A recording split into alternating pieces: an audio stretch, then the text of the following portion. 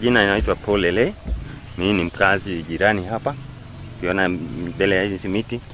Tunaandamana kwa sababu hatujui kama tunaishi Kenya hii watu wanasema ama tuko Somalia. Kwa sababu kila maendeleo inafanyika dunia hii haifiki hapa. Kuanzia hii stima. Hii transformer imewekwa mwaka wa wakati Kipkali alikuwa MP.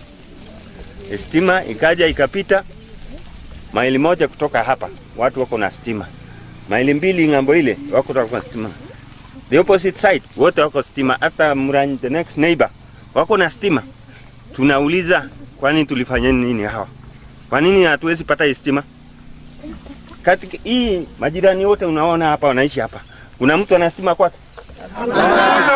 Sasa tunauliza hii transformer iliwekewa hapa ya kazi gani? Inasaidia nani? Wapi? Tunauliza mpaka mkubwa wa nchi Mr. Ruto. Kila siku una promise maendeleo. Mbona hii maendeleo haifiki?